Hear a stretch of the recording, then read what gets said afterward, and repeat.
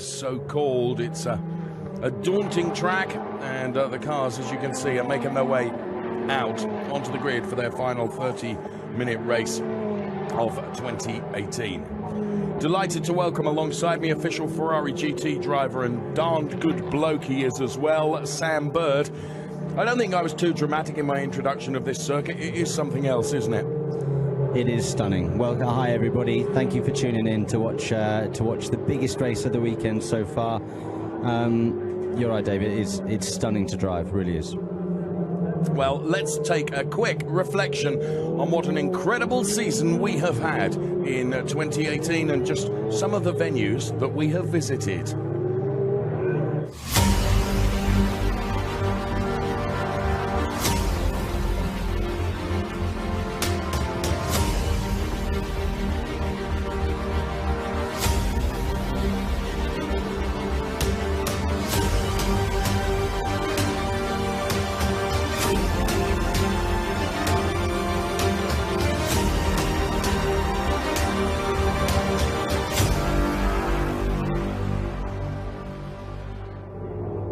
So as you said, Sam, stunning venue, and the gloves are off because this is the last race of the season.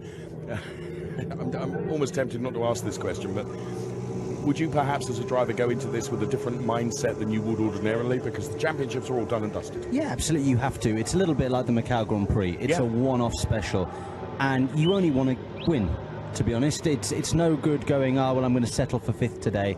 Fifth is nothing, you know. All the pros out there are going to be gunning for first, and all the pro-ams are going to want to be the #1 pro-am to come home across the checkered flag.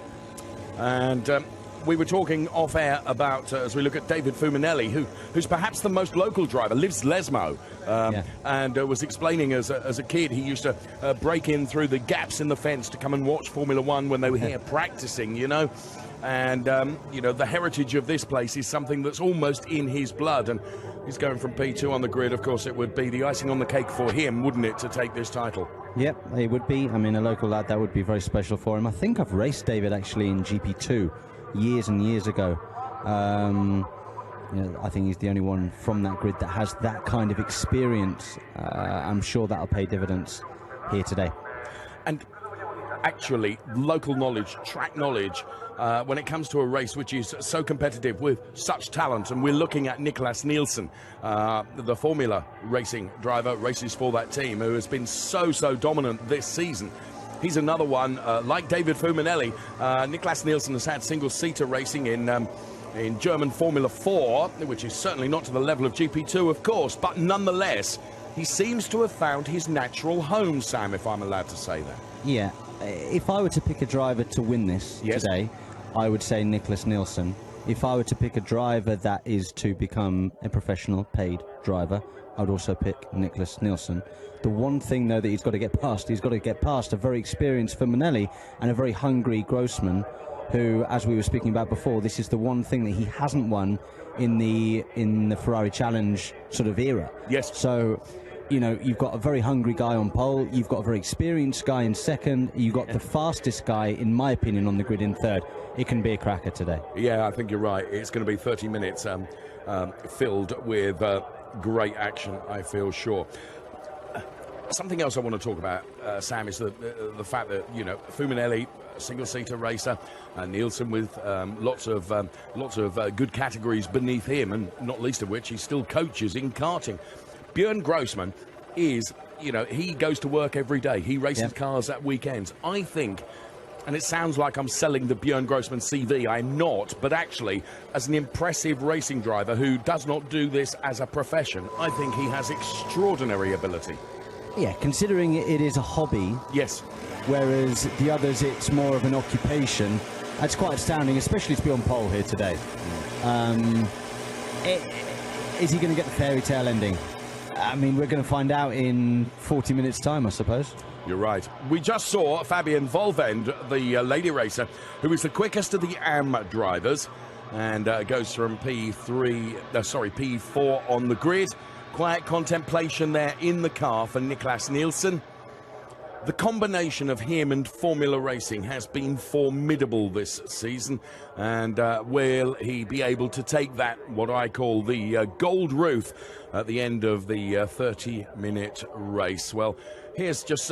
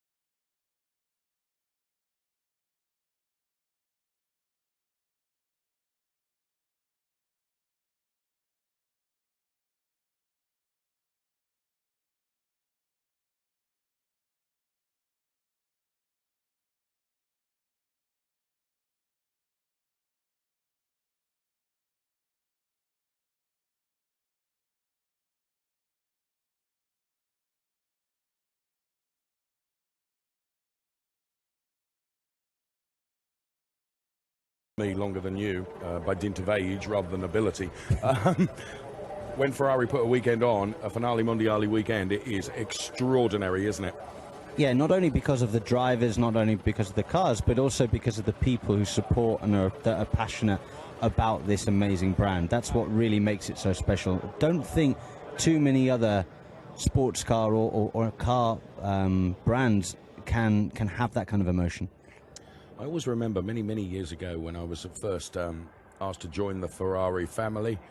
Everyone said it's when you become part of that family, it is something very, very special. And I thought, do you know what, Sam, that's all hyperbole. Actually, it's true, isn't it? Absolutely, absolutely.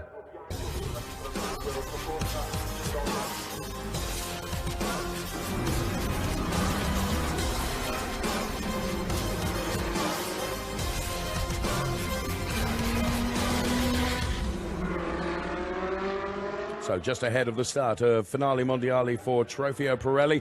Jens Liebhauser's wife then looks on. Jens Liebhauser going from P5 on the grid. And here is the grid in graphics in full for you.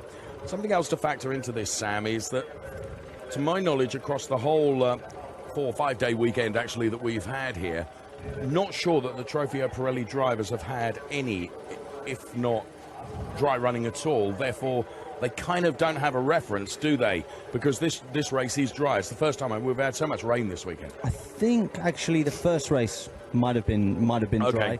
Dry. The thing that you've got to look out for today, guys, is the fact that this, again, as we said previously, this is a one-off race. And each race so far that we've had today in the other categories, it's been, let's be honest, it's been a crash fest. Yes, I'm really hoping that we get, you know, an absolute barnstormer today of a race, but where the overtaking is clean and great to watch. Let's just hope that there's not loads of safety cars out there and a bit of a mess. I'm hoping just for 30 minutes of wheel-to-wheel action. Okay, let's hope. 3 Trofeo Pirelli Pro drivers occupy the first 3 places. The first of the AM drivers is Fabian Volvend.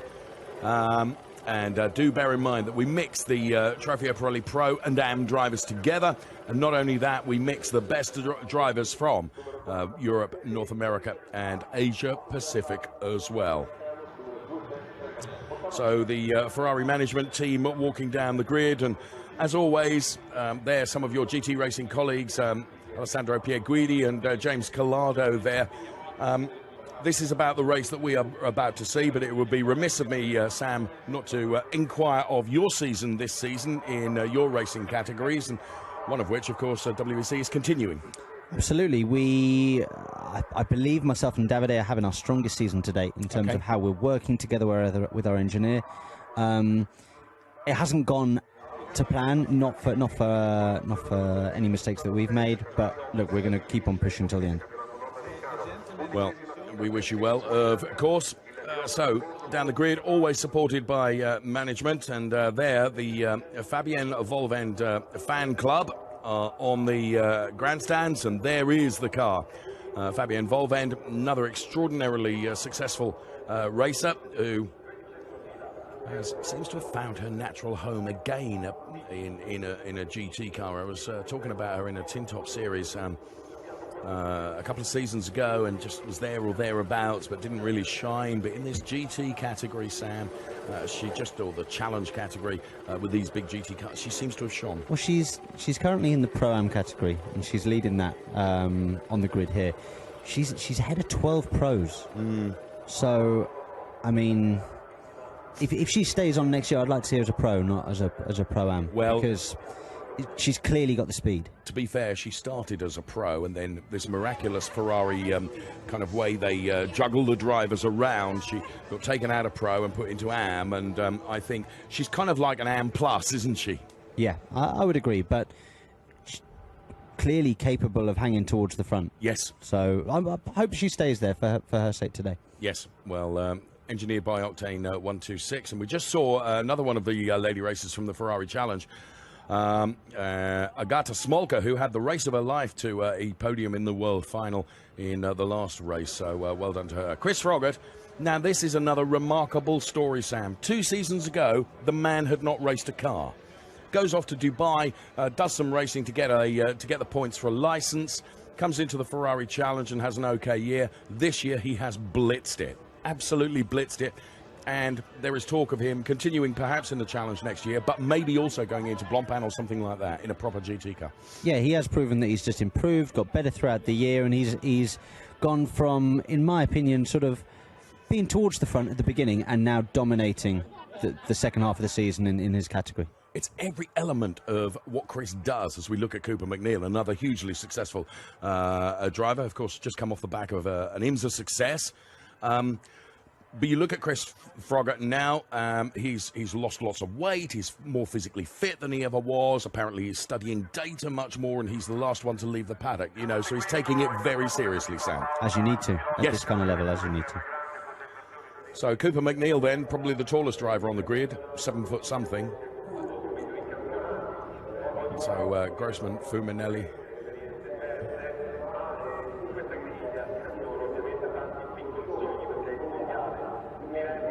And lots of fans here to enjoy. We have got a slight delay on the start of the race. Everybody's getting ready for this race, and also for the show that we're going to be putting on later. And of course you'll be behind the wheel, won't you? I will indeed, of my 71. The 71 car. And of course, next season the Ferrari Challenge will be alongside you at Le Mans. Yes, it's done it before, I think in 2016, I think it was. Yeah, I think you're right. It was 2 years ago. Yeah, always good to see the cars out there. And actually, I mean, their top speed is phenomenal at Le Mans. I mean, they really get a move on. Yeah, James was saying that it is extraordinary, you know, when in comparison with you guys, where the Challenge cars are capable of being. In terms of straight line speed, they're much, much faster because of the balance of performance that we get in GTE in the World Endurance Championship. The cornering ability isn't as good and the braking isn't as good, but my God, in a straight line, I mean, they'll be shifting at Le Mans well over 200 miles an hour. Wow. Well, we have that to look forward to in the season of 2019 for the Ferrari Challenge. So there we're looking at the back end of the Cooper McNeil car. To the left-hand side of the picture is the number 27 car of Alessandro Vettoni, one of the longest-standing campaigners in the Ferrari Challenge. Looks like Alessandro Balzan. That is indeed Alessandro Balzan. Yeah, great driver. I've shared a car with him at the Daytona 24. Yes. Should have won the Daytona 24 with him back in 2017. We had 1 hour to go and the engine blew up with a 20-second lead. But, yeah, good guy. And he's looking after Cooper McNeil. And Alessandro, he was paired up with Christina Nielsen at one point. I believe I'm right in saying. Yes, exactly. They won the world. They won the IMSA Championship together. There we go. In the dim and distant, you see, it's the recall I have problems with, Sam. It's advancing years for Sean Hudspeth is going from further down the order than he would have liked to. It's P15 start for Sean Hudspeth, so he's got a lot of cars ahead of him, but equally, he's got a lot of cars behind him as well. And when you get into that first pinch point here at Monza, all of a sudden that chicane becomes very, very busy, doesn't it, Sam? I would not want to be anywhere between about 7th and 20th. It is that sort of concertina pinch that you get here at Monza. We've seen pretty much in every race so far this weekend, there has been some contact, and there has been somebody being tripped up, spun round, going across the grass, through the chicane. It's very difficult to keep it clean. Yes, I fear this race will probably be no different to that, as we can see the crews are beginning to take the tyre trolleys away, and hopefully we're getting a bit closer towards this race starting. For whatever reason, we have been delayed somewhat.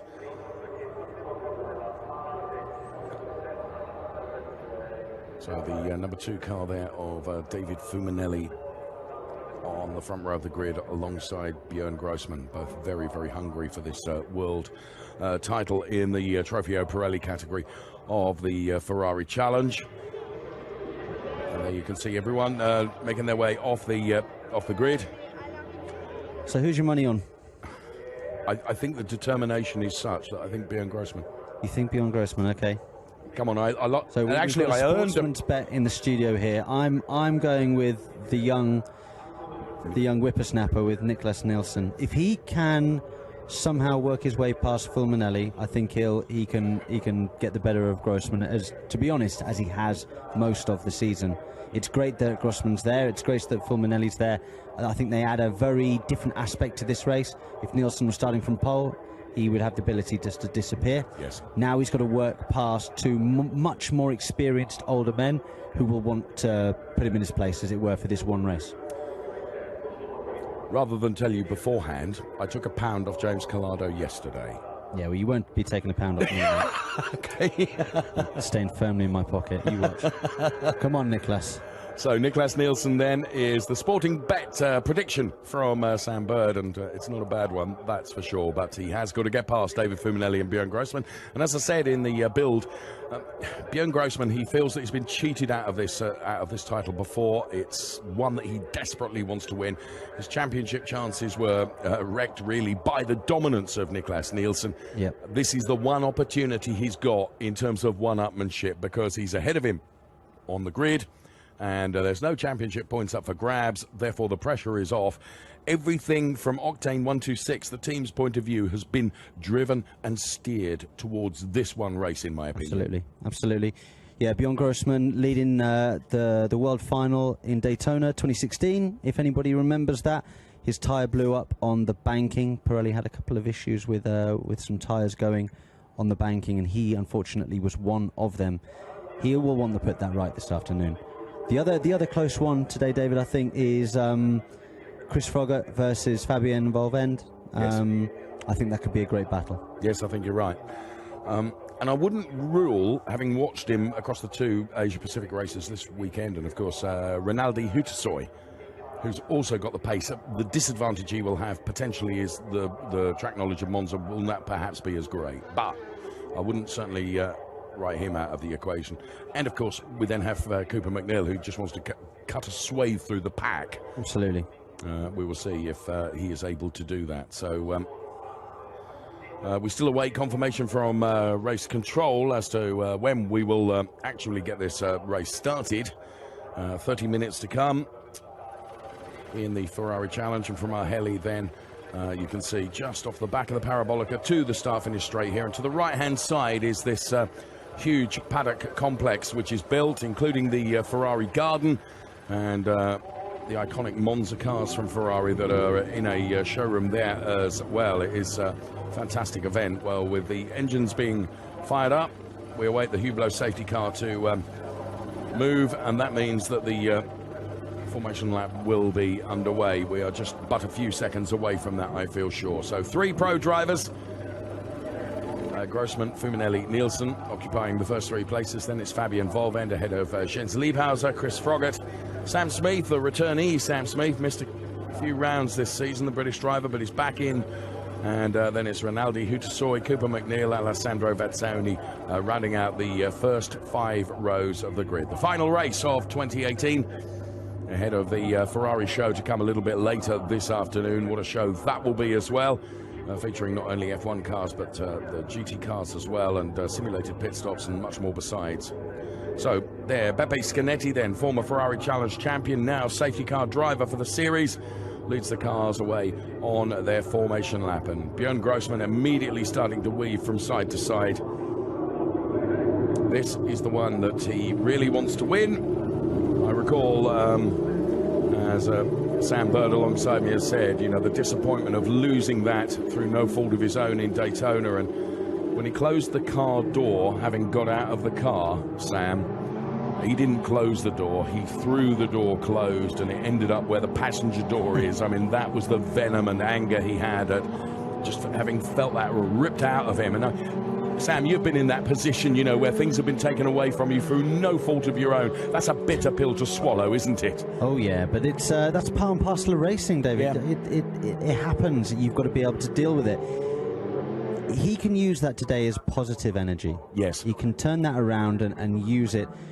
Don't build it up into a big thing. Don't ball it into a big ball of stress. Use it as good motivation, and you never know. In 30 minutes' time, he could be a new Ferrari Challenge World Champion, yeah? Well, he's in the gun seat, isn't he? And let's see what he can do. Another standout driver across this weekend, and there have been a number, it has to be said, is the car number 401, Philippe Pret, who, of course, he races in the Asian Pacific Series, but has lots and lots of European experience, because going back a number of years, there used to be a separate Italian Ferrari Challenge, didn't there? And he raced in that, and then that became the European Series. He raced in that as well.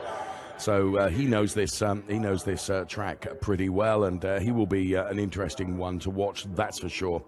So Philippe Pret, one to keep an eye on from Asia Pacific. So the car's weaving. So right now the heartbeat is going like the clappers. It's up at about 150, 160 RPM. You kind of got a bit of butterflies in the stomach. You're thinking about what you could possibly do at the start.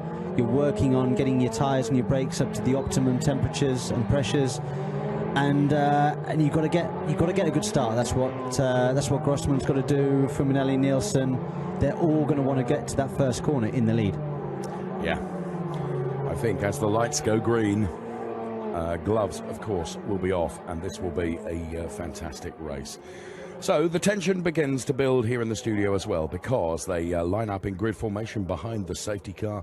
Any moment now, the dramatic music will be thrown in to help us build the anticipation for the final race of 2018 in what has been an excellent season of Ferrari Challenge racing.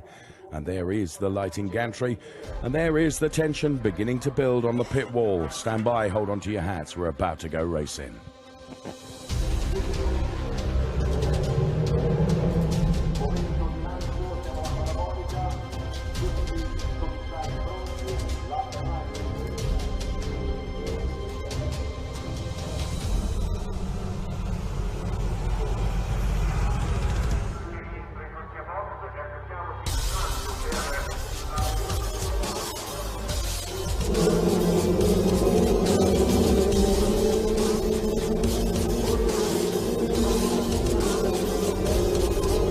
Fuminelli, Björn Grossman side by side then as we head.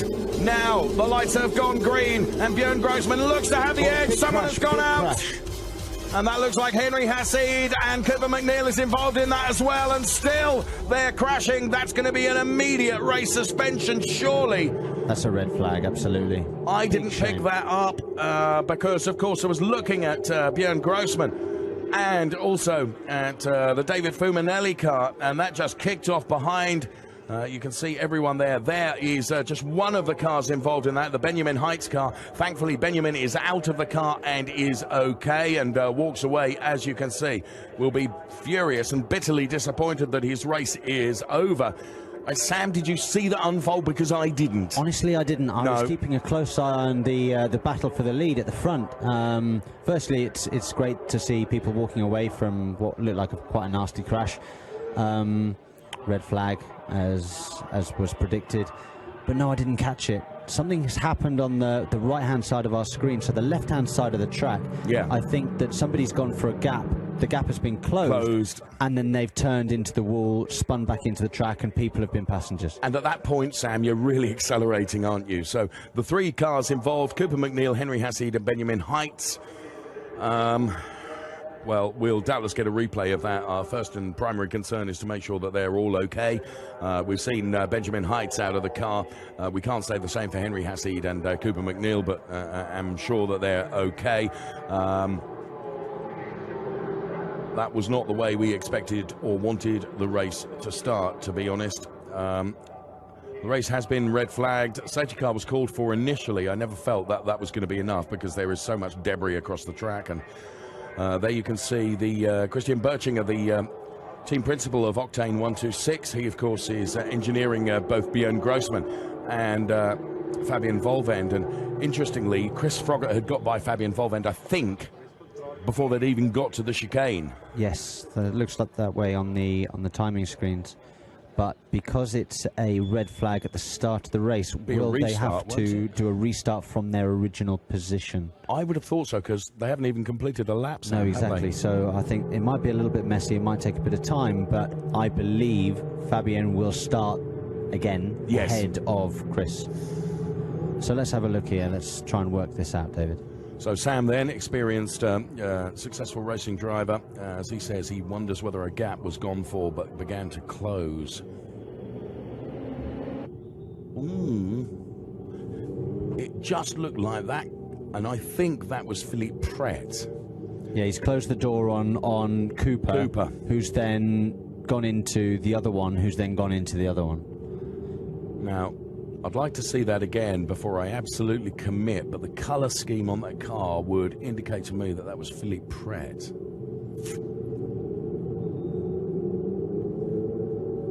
So from this heli angle, it might be better for us to pick out exactly what happened. There's the touch. Yep. Oh, messy, and so unnecessary at the start of the race. What I want to say is it was avoidable, wasn't it? But the car, See, it's that car that I think is Philippe Pret, but and with deft apologies to Philippe if I've got it wrong. I hope we stay with this shot long enough just for us to be able to pick up the ID of that car.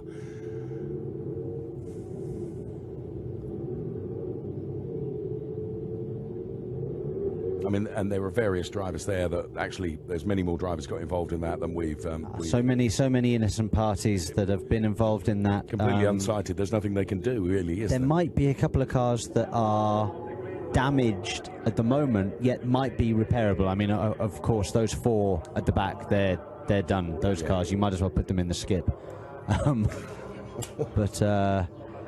But there might be a couple that could be salvageable here. Let's see how long this red flag takes. Hopefully it's not too long.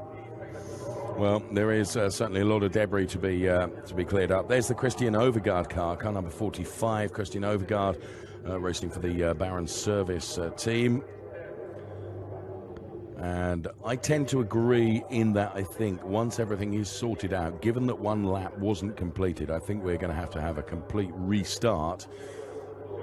However, that's not a given. We'll wait for the information on race control, but I fear we're a little way away from a restart in whatever form it will take.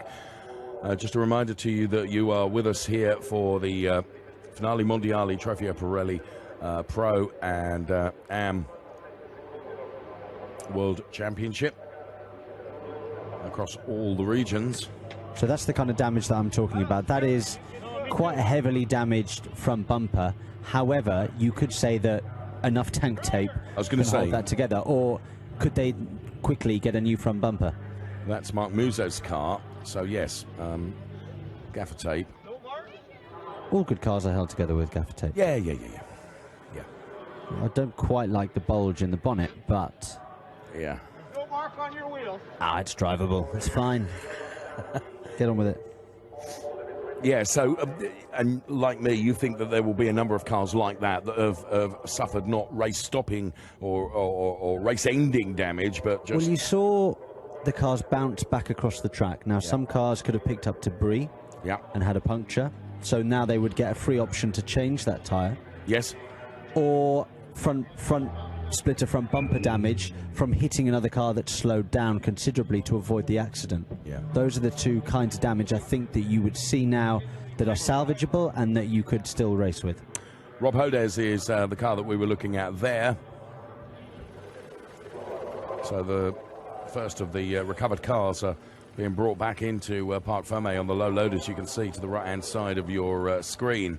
So the marshals and recovery teams doing a good job here in terms of clearing that up. And I have to say, remarkably, they have done a lot of work already. Yeah, the marshals here are always fantastic. We have to just check that the fence is okay. Of course. Because if the fence is damaged, then that will be a considerable, lengthy delay. Let's because you know, Cooper went in there hard. Yeah. He hit the wall hard there. So we're going to see another replay of it here. Still difficult to see which car it is. It's the blue car to the left of your screen, which then comes over, pinches Cooper McNeil, or catches Cooper unaware. They then all move right. There's three of them almost. That's dented the barrier, hasn't it? Yep.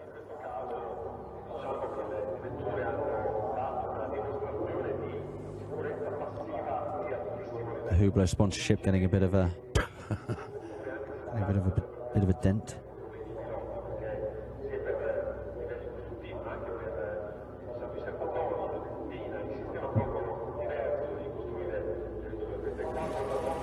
Well, Ferrari Challenge never fails to disappoint, does it? In terms of chaos, sometimes. You're right, and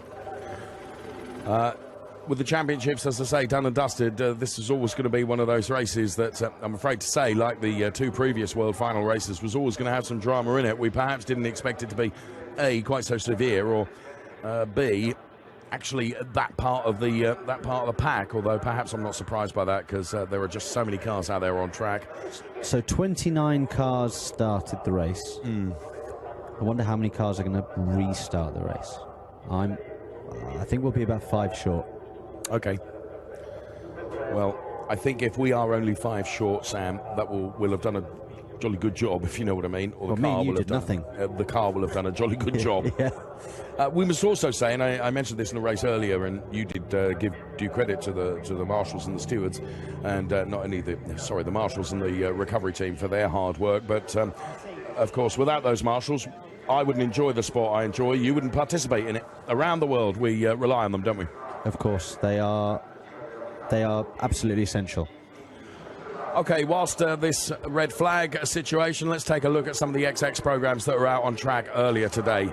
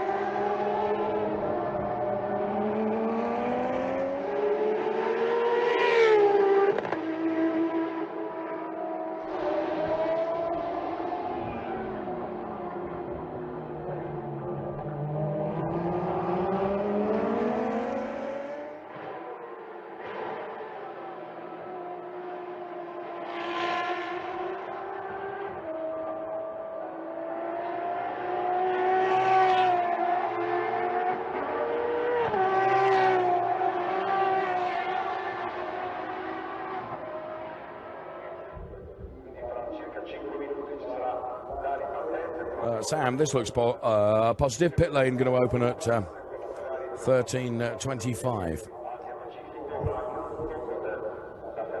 So that means that they have done a good job in terms of clearing up.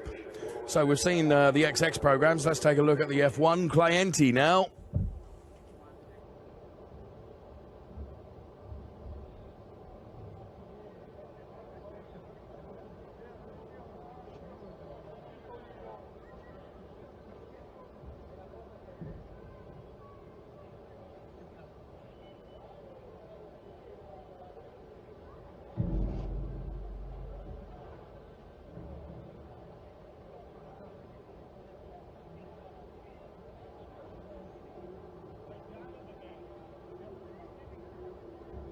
Well, regrettably, we haven't got the sound of the F1 cars, and of this vintage, that's exactly what we want, because these cars sound awesome, don't they? And what a privilege it must be, Sam, to actually own one of these cars. And I was talking, there you can see one of Fernando Alonso's Scuderia cars. I was talking to Christian Overgaard, who actually owns a former Jean Alesi car. Oh, I do. I've been standing down there all week, just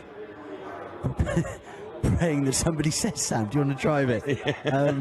What a privilege for these guys. Of course, they're very successful businessmen and women in their own right. Yes. And they now have the potential to own these kind of machines. And I mean, what a hobby. Yeah. It beats stamp collecting, doesn't it? Yes, it does somewhat. Yes, you're right. And there we can see the cars down there.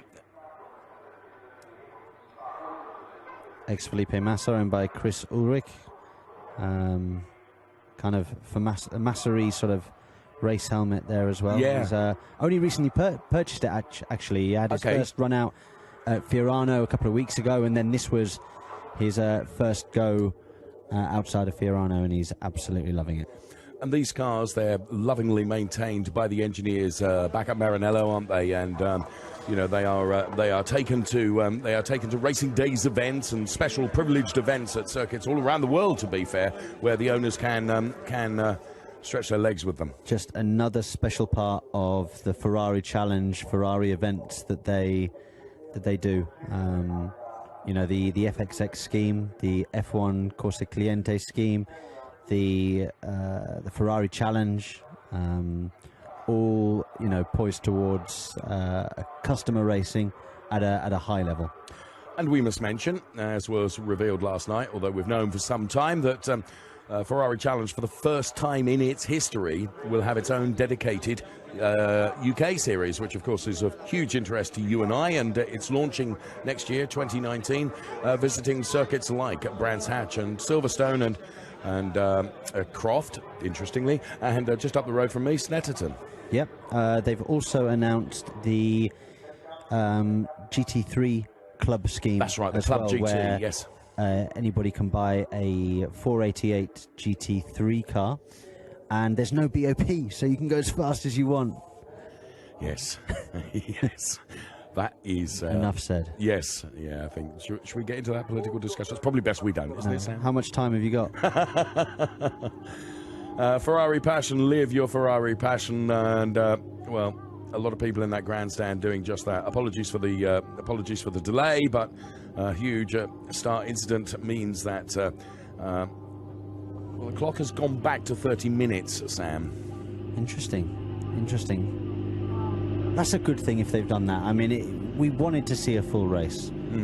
If they'd cut it short by, you know, 10, 15 minutes, okay, you get a 8-lap sprint till the end. Dash, isn't it? Yes. I want to be able to see will Grossman's tyres go off at the end, because, in my opinion, he's gone for more of a quali setup than the likes of Niklas Nielsen, which is why I think you see Nielsen in third place on the grid and not pole. Just possibly. My opinion again. Yeah, possibly so. Well, the cars are making their way out of the pit lane now. And they are back in order again. Fabien Volven back up to P4. Which is what we thought would happen, isn't Absolutely. it? There you can see the Scuderia Auto Europa car of Martin Nelson. Now that is Philippe Pret. Is that the car that was involved in that incident? It looks like it. It does look like it, but we don't want to black flag for car 401, Philippe Pret. Oh, there you go. I breathe a sigh of relief, Sam, because it's one of those things, and you know, I've spoken about you a number of occasions. I don't think I've ever said anything bad about you. I certainly hope not. But I hope not. Yeah. Do you know what? When you call something, all we can do is say what we see. Yeah. And he'll be gutted as well. You know, his race is now over. He will not be able to participate in this race. But in a way, it's only fair because he didn't mean to cause that, but he did cause a very, very large accident there in the middle of a high-speed straight. So I think it's the right call by the officials. He has affected the race. But look, it's a shame for him also. Massive shame for Philippe Pret. And there are a number of, setting aside the cars that have been taken out of the race through significant damage, we can see here on Marc Musso car that, you know, there are other cars that have been impacted as well, Sam. Yeah, absolutely. I find it really painful to see Ferraris with a bit of damage. Yeah. Painful. Anyway, we're going racing very soon. So, now the race duration has been reduced to 28 minutes. 28 minutes. So they're taking 2 minutes off. Are they going to run another formation lap? Well, the fact that they're not behind the safety car right now suggests that they will they meet the safety car on the start-finish line? That's what only the drivers themselves and the teams down there actually know what's going on. We don't know what's going on. What the start sequence will be. They certainly don't look like they're pushing to go through Parabolica to start the race. In fact, they're coming back to the grid. So from the heli then, as Sam has indicated, they are going back to the grid, although... So it looks like they're going to be lining up in single file. And they will follow the safety car when the safety... Oh, no. Does Sim Poleman pull into... Oh, I don't know what's going on. No.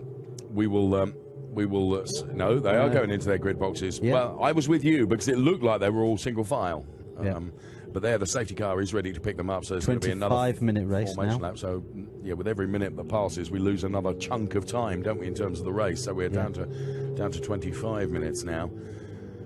And the weekend as a schedule is packed, full of stuff, and you know, we have to be aware of the fact there are other things on the program as well that have got to be fitted in. So they're trying to juggle as much as they can. 25 minutes is the time that's put on the clock, as you can see to the left-hand side of your picture, which is, I'm tempted to say, is what the drivers see, but you probably don't even have time to look at that, Sam, when you're in a race. I mean, what Philippe Pret's done to himself is like it's his World Cup final, if we were going football talk, and he's gone and got himself a red card in the first 5 minutes.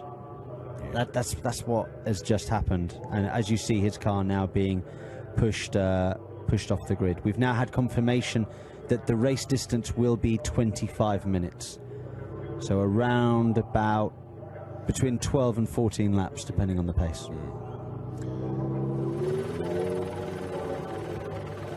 So confirmation then, as you can see on screen, new race duration is 25 minutes. Lots of holes in that grid now, David. Yeah, and must feel horrible for Philippe in the car, who's, of course, being unceremoniously pushed back into the pit lane. Yeah, that can't be a fun feeling. No, I feel for him. I mean, I know he's caused the crash, but you still... It wasn't malicious, Sam, though. No, he didn't of course do that it wasn't. deliberately. It's not like it was a last gasp sort of lunge down the inside because the bloke had got past the corner before. It was just, unfortunately, 4 into 1 doesn't happen.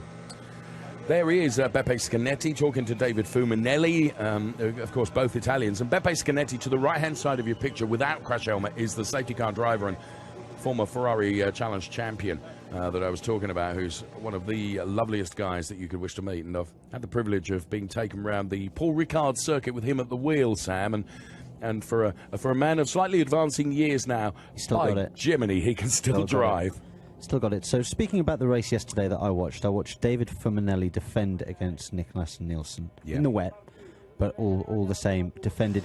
And to be honest, looked like he had the measure of Nicholas with regards to just being a more wily old fox. Okay. You know, positioned his car, Nicholas was told at the beginning of the race, I heard his engineer, I was walking the grid, and I heard his engineer say, take no risks, bring the car home. We want the car ready, perfect, ready for the World Final tomorrow. So that's what their ambition is. That's what their ambition was. Now it's all out war for today. Yeah. However, he still would have wanted to win that race yesterday. If he could have got past, he would have done. But I don't think he could. Fruminelli placed his car very, very well yesterday. Are we going to see the same again today? Well, it's very possible. But I tend to agree with you in that Fruminelli has got the benefit of a bit more experience, hasn't he? And I talked about that race that you watched yesterday. And he positioned that car, as you say, exactly where he needed to prevent anyone from coming by. Absolutely. Which is his, or your right, or any racing driver's right. You can defend as much as you want, can't you? And you can place your car where you want to. And actually, when you're attacking, as Nielsen was, the measure of a good attack, in my opinion, is not losing your rag and trying to go for an orthodox overtakes where you just can't make it happen. You know, you just ease back, because ultimately it's not worth binning the car in the hope of trying to get past, because the pace was relatively even. I appreciate that probably Nielsen had the pace advantage had he managed to get past, but it's all very well. You can get there, but you've got to go round him. You are totally correct there, David. He did it. I reckon he had 3 to 4 tenths on Fulminelli. As much as that? Every lap. But he just couldn't find a way past. Fulminelli parked it on the inside, braked very well, very neatly, and said, well, look, if you're going to overtake me, you're going to have to brake really late and really deep, and you're going to have to go around the outside, and good luck to you. And that's exactly what happened. Nielsen couldn't find a way past. He started the last couple of laps, almost looked a little bit desperate to try and overtake. Yeah. He was told, as I just said, no risk, so maybe he was taking no risk, but he tried to brake incredibly late the last 2 laps going into the Parabolica and could not make it stick, couldn't do it. As you said, the grid contains an awful lot of holes now, doesn't it, where cars that should be in the race are not in the race. We have seen the Philippe Pret car taken out. In fact, from our commentary studio here, the Philippe Pret car is right below us now, as Philippe Pret has been black flagged and is out of the race.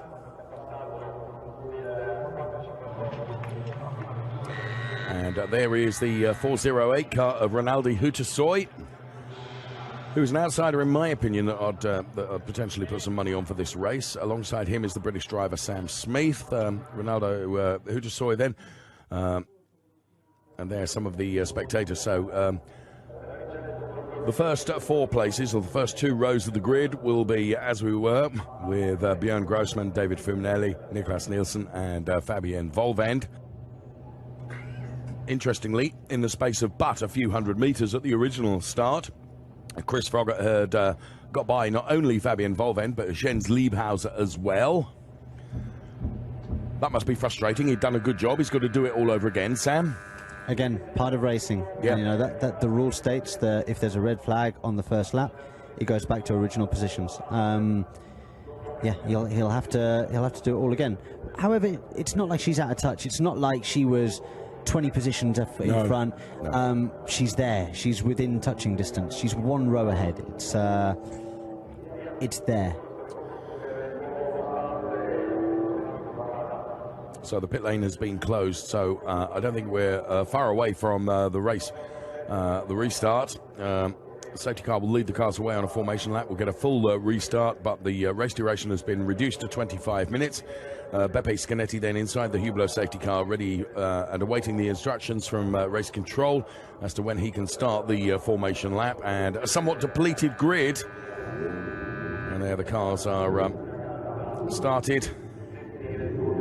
And from what was a huge grid of cars, it becomes somewhat depleted now following that opening lap incident.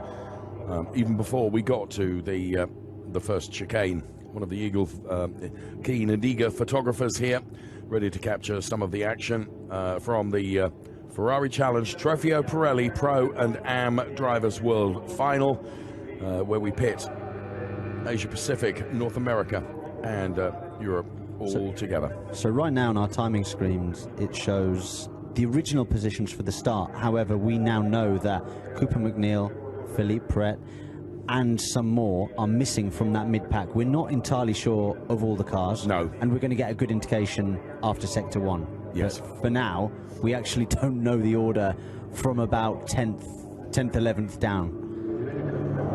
Right, safety car is off then. We're on board with that now. The cars will be released just a few seconds later. And the formation lap will get underway. It is the Trofeo Pirelli World Final Race. And here to bring you comms throughout the race. Alongside me is Ferrari GT driver Sam Bird, offering us his insight and opinion throughout the race as well. So you can see the cars making their way through the chicane for the first time of asking. If I'm honest with you, Sam, that's where I expected the problems to be on the opening lap, not before we'd even got there. Yep, completely agree. It's been there all weekend. There's been a crash in every single category so far at that first chicane. I never would have thought it would have happened across the start-finish line, but that's the kind of thing that can happen with a rolling start. So John Dillon there in the orange and black car, another British driver who's committed to the Ferrari challenge for next season once again, and great that John Dillon is staying with it. Seen incredible improvement from John Dillon over the course of the season, and cars weaving from side to side. You can see the damage on the front of various cars as they make their way around this track. Those that were caught up in that incident, but the damage was not race-ending, thankfully. They are back out on track once again. And there on the Mark Musso car, you can see it very definitely.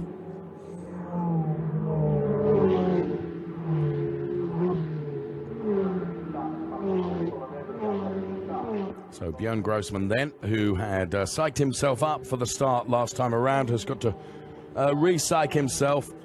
He has David Fuminelli alongside him. Then it will be Niklas Nielsen and Fabian Volvend. Then Jens Liebhauser, Chris Froggatt, Sam Smith, Rinaldi Hutasoy, and then I suspect Alessandro Vezzoni. Yes, I can see Alessandro Vezzoni's car is still out there. We're missing Cooper McNeil and Philippe Brett, of course, and I think we're also missing Jack Brown and Henry Hassid.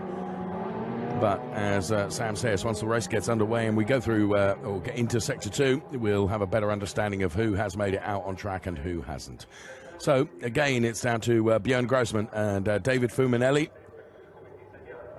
But once the safety car disappears up the road, they will control the pace of the rolling lap. The race duration has been reduced to 25 minutes. Here comes the music once again. Stand by.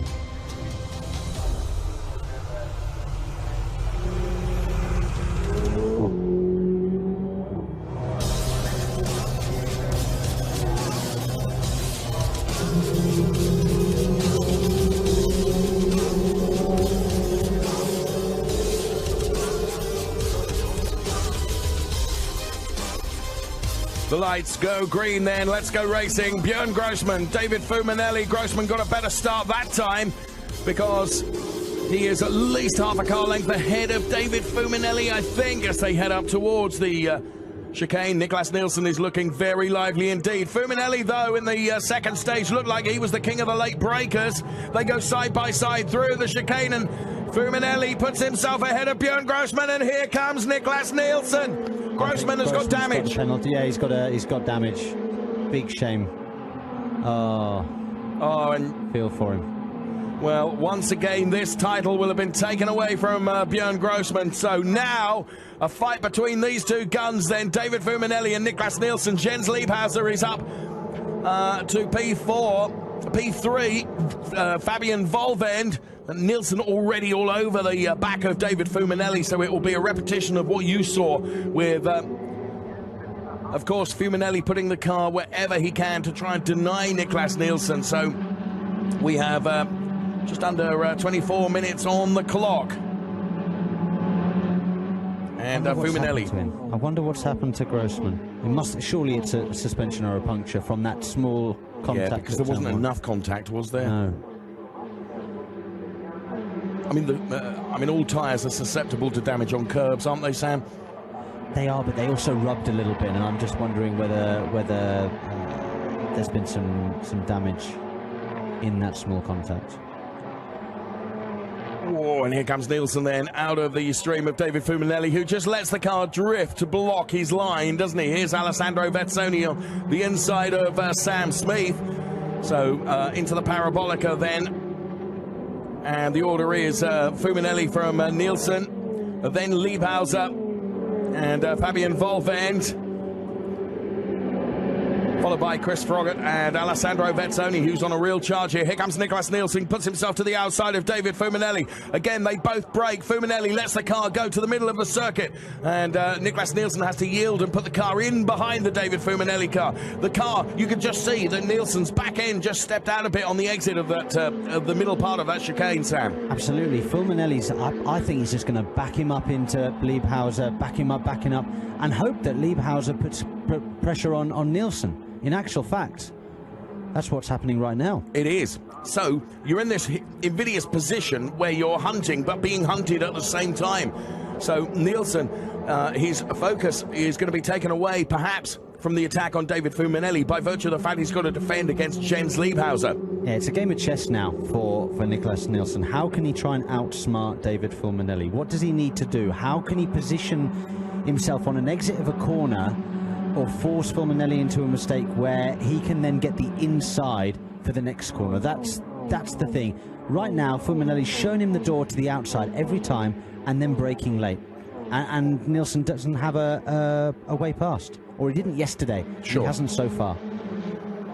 Well, he's certainly sticking with him, and for the moment he's broken away enough from Jens Liebhauser that Liebhauser is not the threat that he once was. So on this long straight now before the Parabolica around the back of the paddock area here at Monza, Nielsen makes his commitment to the outside. Will he try and get underneath the Fuminelli car now? No, he doesn't. Fuminelli into the Parabolica then with Nielsen. Now, isn't it the entry to the Parabolica where you can set up perhaps a move going into the chicane, Sam? Absolutely, but again, you saw there, Fuminelli just showed him down the outside, said, you can go around the outside of me, mate, give it a go, but I'm not letting you down the inside. And we're seeing it again here. It's going to be last of the late breakers, though, going into the first chicane. Whoa. And again, Fuminelli parks it down the inside, releases the brake when he gets to the apex and says, you're not coming through. That's a masterclass, isn't it, in how to defend and defend fairly, Sam? He's doing it very fairly and very effectively. Nicholas is going to have to change his approach. However, interestingly, yes, he was ahead at the finish line. If he does that on the last lap, Nicholas will win without actually leading on the timing stream just then. Yes, so, you're right. Oh, as we see... Oh, no, I think that's Alessandro Vezzoni. He's into the barriers. Just caught that as the car went off onto the grass. So Nielsen here then. The thing is, what Nielsen... Oh, and he's gone from one side of the track to the... no, he hasn't. He's not right, time for a three-pointer, is it? It'll be all right. It'll be green flag by the time they come back around. What Nielsen has got to do is to try and sell David Fuminelli a dummy, hasn't he? But David Fuminelli is just too wise. You said yourself, he's a wise old fox, isn't he? But not old, but a wily fox. I think he's got to put enormous pressure going into the Parabolica and then get the cut back and just get the car down the inside going down the straight. Okay. Got to do that. But as we see, Fuminelli's driving an inside line pretty much everywhere. If you see here on the exit of the Parabolica, he's not going wide. He's not going super wide like you would normally. And now he'll tug back to the right-hand side of the straight, which will soon be the left-hand side of our screens. Yep, there we go. You're right. And he will park the car there, and he'll do that all day long. Now he'll be last of the late breakers here. I wondered whether Nielsen was going to take a look underneath then, but he wasn't close enough to be able to do so. And once again now, of course, the more these two fight, it does play into the hands of Jens Liebhauser a little bit. He's able to join the party, isn't he? And the pace is so slow because Fuminelli is defending for the whole lap, that Fabian Volvend is able to stick with these guys. What a great job she's doing. Yes. You know, she's there in the fight for the race win. Yes, you're absolutely right. Well, of across the curbs they go then, and Fuminelli and Nielsen still being denied by David Fuminelli. It's exactly David Fuminelli's right to put the car wherever he wants. Niklas Nielsen's got to try and find a way by, and at the moment, wherever he wants to go, of course, the Fuminelli car is being placed to prevent that happening. Again, going back to the Pro-Am category, yes, Chris Froggatt's had an issue. I think he might have been caught up in that sort of contact out of the second chicane. So he's now down in P11, which gives Fabienne Volvend almost not a clear run at the trophy today, but it certainly makes her life an awful lot easier. It does, because she's the nearest challenger is Rinaldi Hutasoy, who is some distance down on her. So you're right. This is playing into the hands of Fabienne Volvend. Interesting move there from Niklas Nielsen, I thought, which took me by surprise a little bit. So Alessandro Vezzoni then just got his rear wheel onto the gravel there. Oof. The minute you put a wheel offline, you're in trouble. And what happened to Grossman here? There was some contact there. Okay, because the car is slowing now, isn't it? Yes. I think it's rear left contact earlier on in the corner. Is that tyre deflating? Potentially. There's Björn's partner to the left-hand side, and you can see how disappointed she is and how disappointed this man will be. His car is in the pit lane. Oh, my goodness me. Oh, big shunt, big shunt. That'll be another red flag. So, a number of cars involved in that. John Boyd, I think Murray Rotlander, and the 212 car of John Boyd is the one you can see to the right-hand side of your picture. The other one is no idea how that Angelo happened. Negro, I think.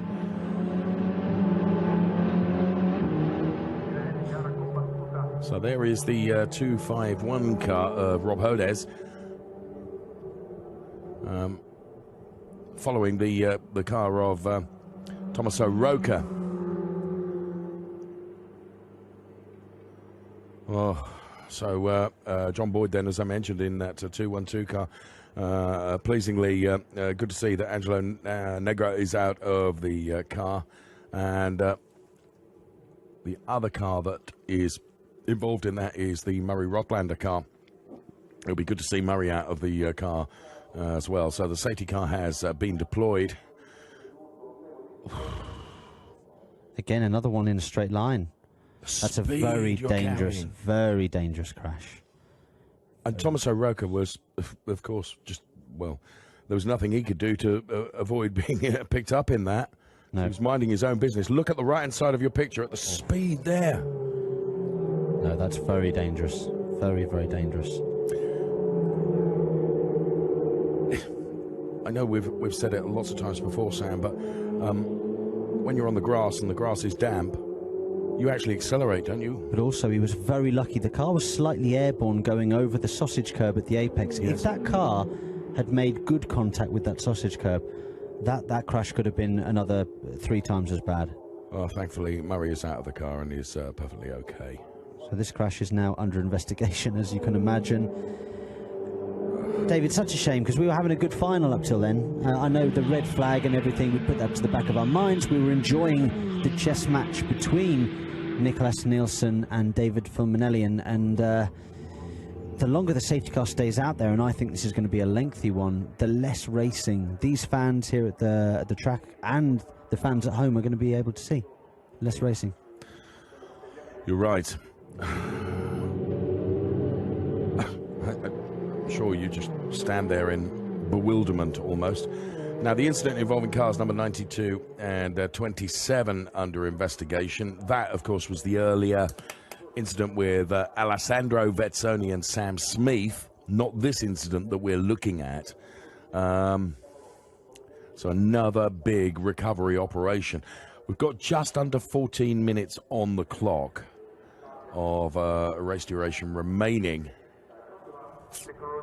Safety car leads the cars away then, and so there's now If I'm Nicholas Nielsen and I'm in that car, I'm thinking, well, it's not working right now.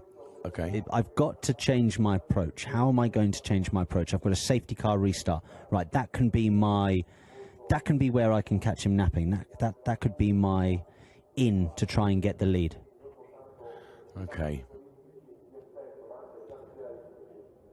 So, super slow-mo then of David Fuminelli, who has been defending like Billy O, but doing it in a perfectly fair way and denying Nicholas Nielsen. And as Sam says, what Nicholas needs to do now is to change his approach. Fabian Volven, leader of the AM classification, and having more luck than her Octane 126 colleague Björn Grossman, who regrettably his car is parked up in the pit lane. Okay, so if we go to the restart, what Nielsen has got to do, he's really got to be able to anticipate when Fulminelli's going to go for it, hasn't he? He would have also seen that David Fulminelli's right-hand mirror is bent away from him. He will be blinded in turning in to right-hand corners and be slightly susceptible to right-hand corners right now. Okay. I would hedge a bet that maybe Nielsen's seen that. If I was in the car, I certainly would have noted that and gone, right, if I was Fulminelli, I'd feel vulnerable there, so that's where I need to try and make my attack. I need to have a look and really put pressure on all right-hand corners at the moment. So you're looking at Lesmo 1, Lesmo 2, feint to the inside, make him feel like he's vulnerable there, and then attack the next corner, or also down the inside into the first chicane.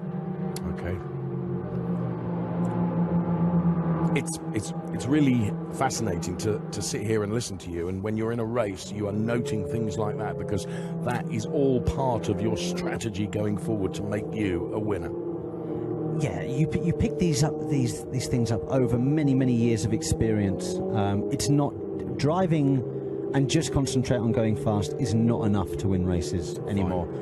I have to have the brain capacity to think about everything, right? And all of these things I will be thinking about while driving flat out. Now is a time to really be precise in my thought process. I need to be thinking about my tyre pressures. I need to be thinking about my brake temps. I need to be thinking about if I need to change my approach, like I think Nielsen does. I need to be thinking about that. What can I do to change to try and get into P1? Is there anything you can do at this moment when, as you say, when you're behind a safety car, it does give you a bit more time to think, Sam? What can you do to for the longevity of the car, to make the car better, or the car best prepared for the restart?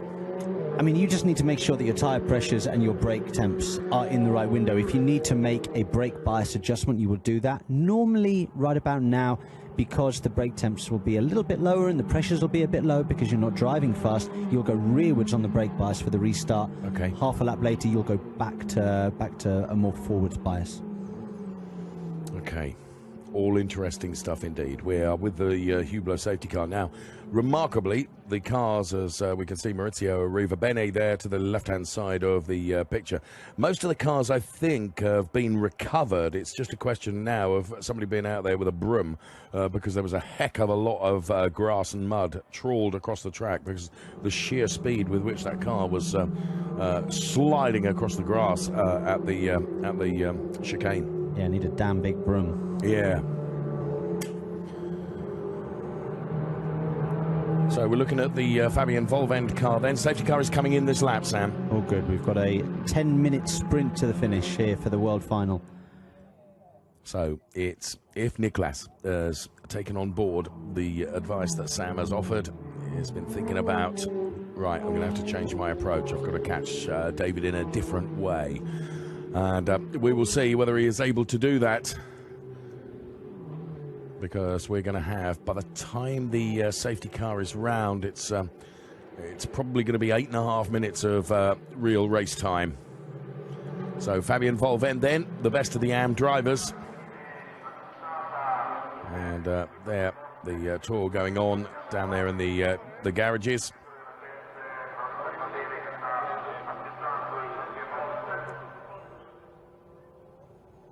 Now the safety car making its way now.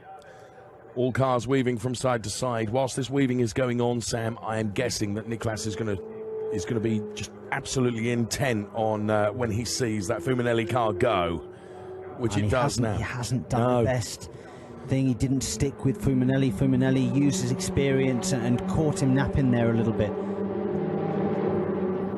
So Fuminelli from Nielsen, from Liebhauser, from Volvend. Here we go then, as we get the green flag, and we have 8.5 minutes of this race remaining. Niklas Nielsen flashing his lights in the hope that he can distract Fuminelli just for a moment. He has got the inside line now, but Sam, he's nothing like close enough, is he? No, not close enough there. It wasn't the best restart from Nielsen. Fuminelli was busy weaving and then went straight from a weave straight into an acceleration into Parabolica. It worked really well for him. So around Curva Grande now goes Niklas Nielsen then. The chase is on to David Fuminelli, but I have to say Fuminelli absolutely nailed that restart and has left and put all the pressure on Nielsen, who's got to get within terms. But Fuminelli really shortcuts that chicane. Now, he hasn't gained a position, but he's gained a bit of an advantage, Sam. Very naughty, and I think the stewards might have a little look at that. Fuminelli's experienced enough, though. He might just back the pace off and let the gap reduce a bit to say, look, I made a mistake. There we go. So that they can look at the data and say, oh well, do you know what? He has accepted that he's got an advantage. Yeah. It's status quo now. So Fuminelli then, local driver, lives in Lesmo, and Niklas Nielsen, of course, has raced so phenomenally well this season for Formula Racing from Denmark and has really made his mark on the Ferrari Challenge. Has won the Trofeo Pirelli Pro Championship with ease, it has to be said. And now he's chasing down David Fuminelli for the one title that he would love to grab, which is that of the world champion across all three regions, Asia Pacific and North America and Europe as well. On board with David Fuminelli as he accelerates this incredible Ferrari 488 car, the first turbo car ever in the Ferrari Challenge. Start finish straight now, heading towards the chicane. Just watch how Niklas Nielsen will try and get closer under braking as we go into that chicane now. He dives to the inside, and Nielsen does edge ever closer to David Fuminelli. Fuminelli over the curbs. We can almost feel that with this onboard shot that we had. Absolutely fantastic, but again, just looks like with only 6 minutes of this race remaining, Nielsen was marginally quicker last lap, Sam. He was, but I'm not sure he's got enough here. I'm just not sure. A warning flag to car number 2 for track limits at turn 4. Yep, he's played his joker card now. He can't do that again. No. I think I don't think that'll worry him too much. It was a big mistake, and he used the runoff area and he stayed in front. Fine. Slap on the wrist. He won't be doing that again. So Fuminelli runs just a little bit wider there. Niklas Nielsen was a tad tidier. Now this is Tommaso Roca. So the battle-scarred Tommaso Roca car from that incident which brought out the safety car just a short while ago, but Tommaso Roca still running in the race. So Fuminelli once again from Niklas Nielsen, from Jens Liebhauser, then Fabian Volvend and Sam Smith, with Rinaldi Hutasoy, Peter Ludwig and Sean Hudspeth, and Martin Nelson is currently running in P9. Rounding out the top 10 is Ross Choust. So leader in the AMS is Fabian Volvend. Leader in the pros is, of course, David Fuminelli. And here this battle between Fuminelli and Nielsen continues to rage, and again, Nielsen to the outside of David Fuminelli now. Will he try and go underneath? No. 289 kilometers per hour through the speed trap, and with 4.5 minutes left, we are running out of time here, Sam. He is. I think he's run out of ideas. Yeah, you might be right. Fuminelli's just parking the car on the inside, saying, you can go around the outside of me, give it a go, but I'm not going to let you. And it's... Right now, as I said, it's a game of chess, and David Fuminelli's winning. Yeah. So they take plenty of curb. The suspension within these 488 Challenge cars is forgiving. You see Sam Smith getting very sideways there in the all-yellow car, running in that P5 position at the moment. Now, what Nielsen wants is for Fuminelli to make the tiniest of error, and that's all it would take, isn't it, Sam? Just one small error if Nielsen is close enough to be able to pounce. Put the pressure on, focus on your exits, get the job done. It's easier said than done, yeah, though. Of course. As he's now right behind going into Ascari, which isn't normally an overtaking spot. Is he going to give it a go? No, he's just showing the door, trying to put the pressure on, apply the pressure. Now, a good exit here is what he needs. That's the best run he's had through there all day. So now he's going to be really close going into Parabolica. If he can get it done around the outside, this is the time to do it. This is as close as he's been. This is as close as it's been all race. So, set up off Ascari. He goes to the inside now. Well, to be fair to Fuminelli, he allowed him. Absolutely fantastic. He allowed him room. Absolutely fantastic. He could have closed the door and it would have been a race probably ending instant for both of them. But now Fuminelli is welded to him, Sam.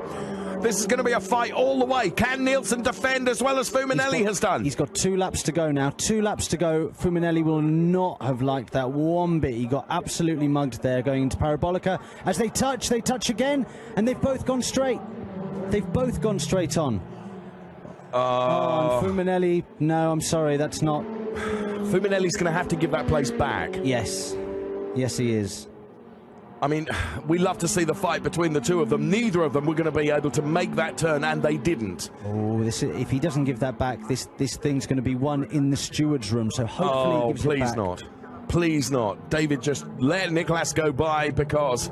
As I think he's going to now. I think that's what he's... Is that what he's doing? No, he isn't, Sam. No, he isn't. And they're both slow, you know. They're both as if they've both got damage. Do you know what? This could be going to Lenz Lieberhausen. You know what? Fabian Volven could get involved in the mix. We've got 2 laps to go here at Monza in what has been a chaos of a final. And we're still none the wiser as to who's going to win this race. Well, here comes Nielsen, who's trying to have to do it all over again, and I really think this is unjust, Sam. Neither of them should have shortcutted the chicane, but they had to. However, Nielsen was ahead of Fuminelli. No, the correct thing when you miss that first chicane is you have to go down the escape route, take the chicane, and carry on. Fuminelli did not do that, and therefore had another... the move's been done. Fuminelli's been clever. He's let him go by in Parabolica, so he knows he can have another go into turn 1. I'm so glad we've got you with us, Sam, because you're able to tell us exactly why a move like that has happened. So Nielsen... now look, Nielsen's trying to break the toe. We're into the last lap. He's trying to move around the straight now, try and break the toe. But we're going to see a move here. Look, absolutely late braking. Just enough room left, wasn't there? He didn't run him out. Fuminelli's going for the cutback. Good acceleration. Liebhauser could be the beneficiary here. But not the best drive. He hit him just on the exit the corner on initial acceleration, and that's just given Nielsen a slight... It's given him an advantage and Fuminelli a disadvantage. He's got 2 more chances, I think. And that's one of them gone. The last chance for me is he's got to set him up going into Parabolica. Well, Nielsen has been given a warning flag. Please, what we want is whatever happens on track is for that to be the result. Yes. I think Fuminelli is... I think he's lost it now. I don't think he's close enough to Nicholas Nielsen, is he? No, he's... Nielsen's got a tiny bit of breathing room now. Unless he makes a small mistake, a small lock up here, or misses an apex, I think this is game over. Well, it has been, as Sam Bird alongside me has said, it's been a chaotic race. But in its own way, it's been a breathtaking race as well, particularly over this lap and the last lap. So there is Nielsen, who is leading the race from David Fuminelli, who's throwing absolutely everything at it, but it's only this turn to do, the Parabolica. Please bear in mind, a warning flag has been shown to Nicholas Nielsen, but we hope it's going to finish as they head towards the checkered flag. In this order, Nicholas Nielsen becomes the world champion. David Fuminelli is P2. Jens Liebhauser is P3. Fabian Volvend wins the AM classification ahead of Sam Smith, a pro driver. Then it's Rinaldi Hutasoy, P2 in the AMs, and P3 in the AMs in the world final will be Martin Nelson. Sam Bird, what a race! Oof. I mean, I was worried that we weren't going to get too much racing today, but we got plenty at the end of that. Absolutely extraordinary.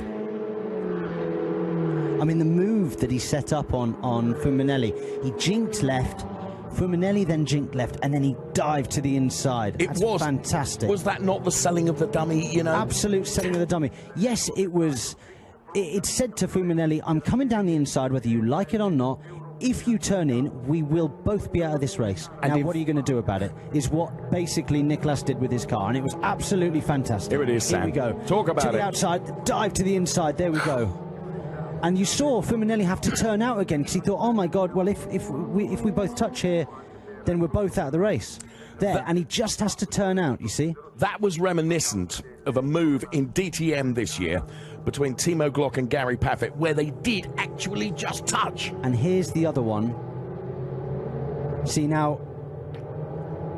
I think that's naughty from Fuminelli. He did give the place back. That's absolutely fine, and that's But he did fair. it where he wanted to. He did do it where he wanted to. Wow, absolutely extraordinary. Extraordinary. Well, world final, Trofeo Pirelli race. Amazing. Niklas Nielsen, David Fuminelli, Jens Liebhauser ahead of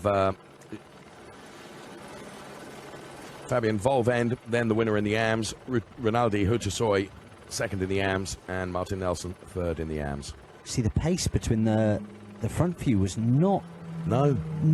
You know, it was very, very close. Fabian Volvend able to be within the same tenth, pretty much, as Nicholas Nielsen. The pace today was not super fast, but boy, was it exciting.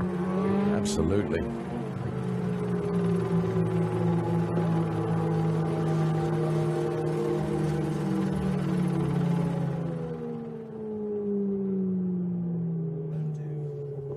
So, well, Sam, you've given us more of your time than you should have done, not through any fault other than the racers. Enjoy the show. Thanks so much for being with us. Really appreciate it. Sam Bird alongside us in commentary. Appreciate it. Pleasure, guys. See you next year.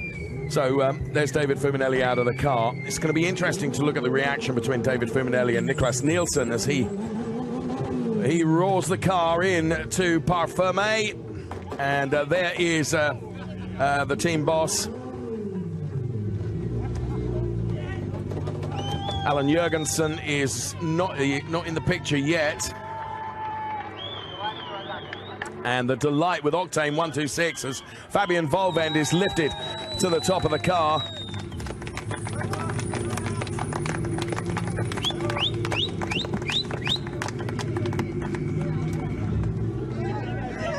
Extraordinary celebrations. And Björn Grossman there, that's big of him, given that he wasn't able to contest the race. He's there to congratulate Fabian as well.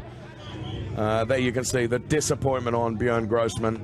That's Christian Berchinger, but Björn Grossman, you just see at the back of the picture there. He still hasn't been able to seal that world title, the one that he so desperately wants. But Niklas Nielsen is on top of the Formula Racing car that has led him to the Trofeo Pirelli Pro World Championship.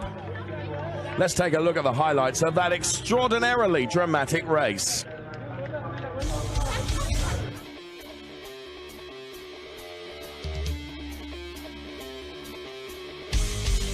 So the cars went to the grid for the Ferrari Challenge Trofeo Pirelli World Final. Cooper McNeil with the thumbs up. So the best of the Trofeo Pirelli Pro drivers and AM drivers across the three series, North America, Asia Pacific and Europe, were about to be let loose. And let loose they really were. Philip Pret veering to the right-hand side, as you can see, taking Cooper McNeil and two other cars with him at the same time, Henry Hassid and Benjamin Heights. It would involve a number of other cars as well, and that was going to be a race-stopping incident. Thankfully, the 233 car of Benjamin Heights, there we can see it all over again. Benjamin was able to walk away from the car, as indeed were all the drivers. So at the restart then, Björn Grossman from pole position had David Fuminelli on his outside, both absolutely determined to seal this world final. And it was David Fuminelli that put himself ahead of Bjorn Grossman. And would end up having to retire. Bjorn Grossman could go no further in the race. There was more drama to come, and this incident here was frightening. But again, the integral safety of the Ferrari 488 Challenge cars, with all drivers just walking away from incidents like this for Murray Rothlander, absolutely remarkable, and John Boyd getting out of his car perfectly okay as well. So safety car out this time, and it was going to be a real dash for cash towards the end of the race. Thus far, David Fuminelli had been able to defend from Niklas Nielsen, but this was the overtake move that would send the world final the way of Niklas Nielsen. They had one more lap. Nielsen had to make the car as wide as possible. Both of them missed the chicane. Now Fuminelli finds himself ahead of Niklas Nielsen, but he has gained an advantage by not going through the chicane, but in the end he gave the position back, and Niklas Nielsen would become the world champion in Trofeo Pirelli Pro. And taking it in AMS, it was Fabian Volvend. What a race.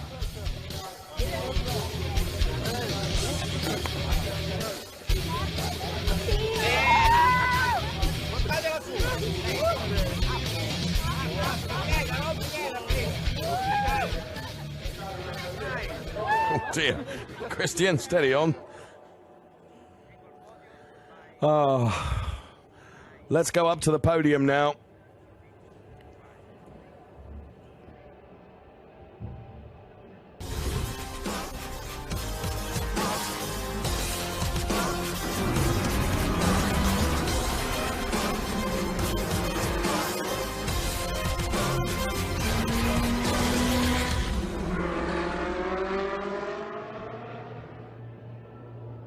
So 2 podiums await, one for Trofeo Pirelli Pro and one for Trofeo Pirelli AM.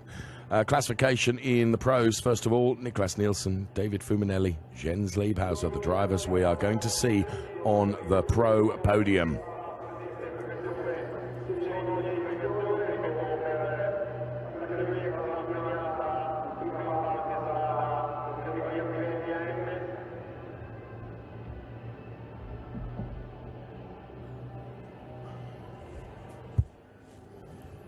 So the Ferrariista here to enjoy the race action, and of course the Ferrari show, which is on its way as well, although I fear that will be, well, I know the start of that will be delayed because we are still on air with the Ferrari Challenge Trofeo Pirelli World Final.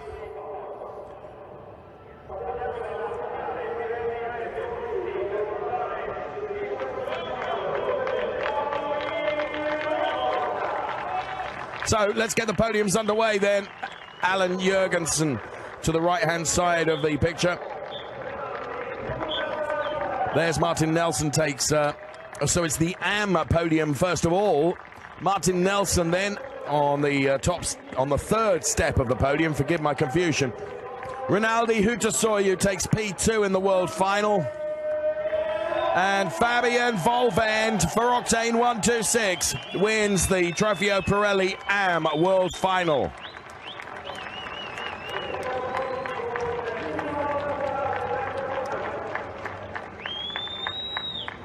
National anthem to play out for Fabian Volvend.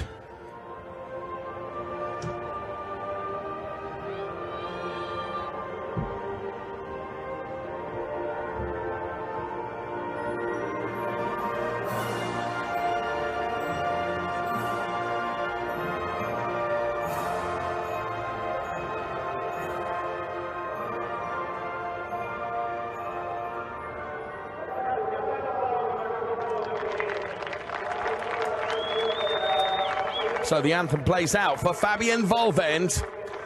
And James Collado there to do the first trophy honours to Martin Nelson for Scuderia Autoropa. What a good weekend it has been for Scuderia Autoropa. Looks like Alessandro Pierguidi to me. Indeed, he makes the trophy presentation to Rinaldi Hutasoy. And head of Ferrari GT Sporting Activities, Mr. Antonello Caletta, making the trophy presentation to Fabienne Volvend. She is world champion.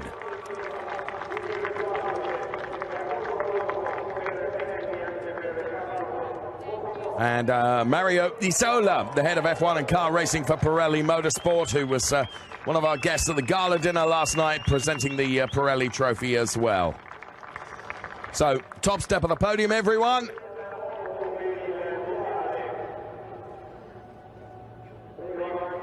Photographs all taken.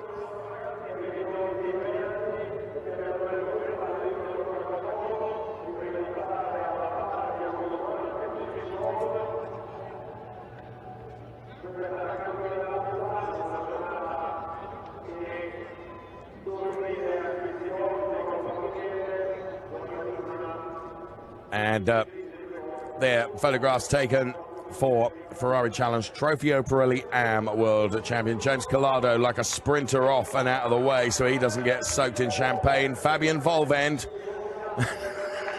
Martin chasing someone down. And there is the world champion, of course, in Copa Shell AM. Watching on. Brilliant stuff. So super slow-mo of the top three. Martin Nelson for Scuderia Autoropa taking P3. Taking P2 for Asia Pacific, Rinaldi Hutasoy. And taking the win, of course, Fabienne Volvend. What a stellar year she has had in the Ferrari Challenge. Well done, Fabienne. So we have one more podium. And that, of course, is for the Trofeo Pirelli Pro, where we will be seeing Jens Liebhauser, David Fuminelli, and Niklas Nielsen.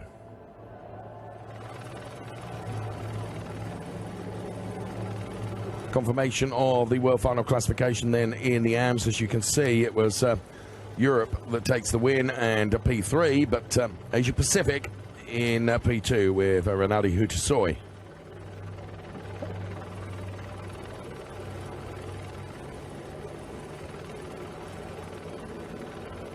So, from this vantage point, I think drivers beginning to make their way out onto the podium for the Trofeo Pirelli Pro podium. Formula Racing standing by.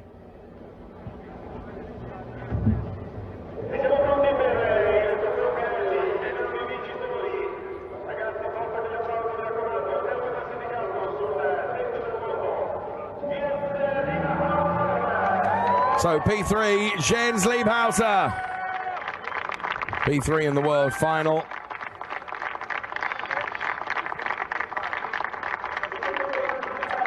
So Jens Liebhauser for Formula Racing then. Double bubble for them.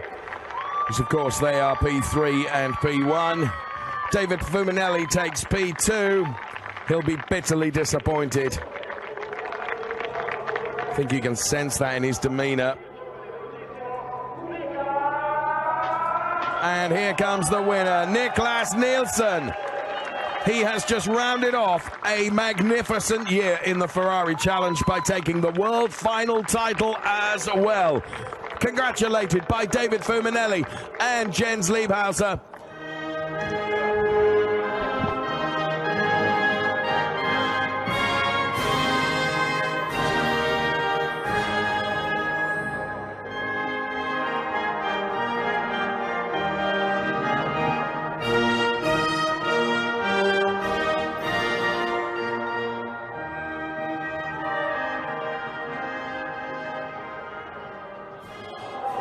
Here come the trophy presentations then as the national anthem plays out for Niklas Nielsen. He did say to me yesterday, watch me go in the world final, Dave. Okay. So, Maurizio Arrivabene then, the team principal of Scuderia Ferrari, making the third place trophy presentation to Jens Liebhauser. You can just say, you got my phone number. That's what he was saying. Enrico Galliera, then the Senior Vice President of Marketing and Commercial Director of Ferrari, making the trophy presentation to David Fuminelli. And the race winner's trophy. to be presented by Louis Camilleri, the Chief Executive Officer of Ferrari. He makes the trophy presentation to the new world champion, Niklas Nielsen. So everyone together for the photographs. Oh, first of all, of course, Maurizio Boinchi, the Vice President of Research and Development for Pirelli, he needs to make his trophy presentation. Everyone gets together.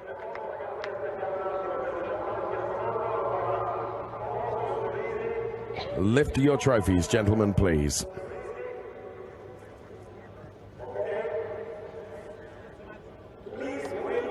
Right, stand by. Nielsen with the champagne then is congratulated once again by Maurizio Arrivabene. Stand by. Here comes the champagne from all of us here in Monza. Thank you so much for watching. Bye-bye.